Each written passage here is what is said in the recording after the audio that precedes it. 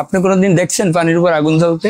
আমি আগুন জ্বালাইয়া দেখাইছি। ওই আগুনে আমি চা বিক্রি করি। আমার কাস্টমার হচ্ছে দিনমজুরি মাঝিরা। আমি এমন একটা দোকানের মালিক, আমার কোনো নির্দিষ্ট স্থান নাই। আমার যে কোনো জায়গায় আমি যাইয়া দোকানদারি করি, যেখানে আমার মন চায় সেখানে আমি যাইয়া দোকানদারি করি। আমি যদি রাস্তায় একটা চায়ের দোকান দিতাম, আমাকে পুলিশ উড়াই দিত, পাবলিক উড়াই দিত। আর নদীর বুকে দিছি, আমি যে কোনো জায়গায় দোকানদারি করতে পারবো।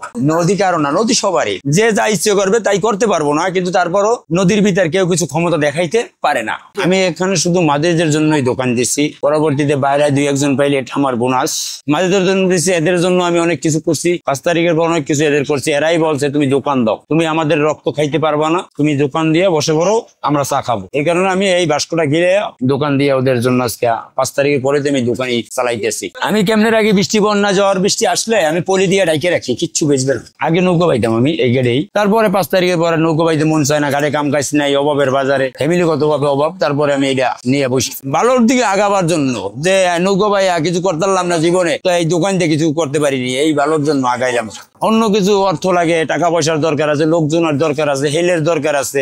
না পাই ঢাকার বাড়ি কেউ খাওয়াইবো না। বুদ্ধিটা আসলো যে মাঝিরা যখন কইছে চার দোকান দাও ওখানে, পরে আমি এটা নৌকা ভাড়াই নিলাম। এই নৌকাটা ভাড়াই নিলাম, নেওয়ার পরে আমি এটা বাস্তু বানাইয়া মাঝির কিনে আমি চার দোকান শুরু করে দিলাম। অবাক মনে করলে অনেক কিছু, আবার অবাক না মনে করলে কিছু না। অবাক মনে করলে আগুন বড় ছোট জ্বালাইলে কেন হাওয়া ধরে যায়, আমার তো ফিস্টে পুড়ে যাইতে পারে, বা রুটি মুটি পুড়ে যেতে, একজন থাকলে অ্যাক্সিডেন্ট হইতে পারে, এইটা অবাক লাগে। এটাও অবাক, ঠিক আছে। পানির মধ্যে তো, পানির ভিতরে বিশাল বিশাল জাহাজ, স্টিমার তো বাসনের পার আছে, এটা তো আর পানি পুনি লয় না, এটা তো বাসনের পার, বাসমান চায়ের দোকান। অনেক বুদ্ধি খাটাইতে হয়েছে। বুদ্ধি খাটাই আমি এখানে একটা তক্তা দিয়ে বেড়া দিয়ে আমি চা চুলা জ্বালাই, আগুন জ্বালাই। এখানে চা চিনি রেখে আমি নিরাপত্তা ভাবে খুব সুন্দর ভাবে আমি ব্যবহার করতে পারছি। আর এটা ডেওয়াইলে পড়ার মতো কোনো সিস্টেম নাই, আমি প্যারাক মারিয়ে রাখছি নিচে। মাঝি বাইরে কাস্টমার খুব কম, এখানে আইসি বিদায় 2-4 জন, আর নাইলে আমি মাঝিদের ভিতরেই বিক্রি করি। মাঝি বাদে বাহিরের কাস্টমার নৌকার ভিতর চায়ের দোকান দেশে অবাক হয়ে আমার কাছে আসে, আইসে মামা একটা চা দাও, মামা একটা বিস্কুট দাও, মামা একটা পান দাও, মামা একটা সিগারেট দাও। সবাই আমি মামা নামে পরিচিত, আমাকে সবাই মামা বলায়। মামানিরা অবাক হয়ে যায়, কি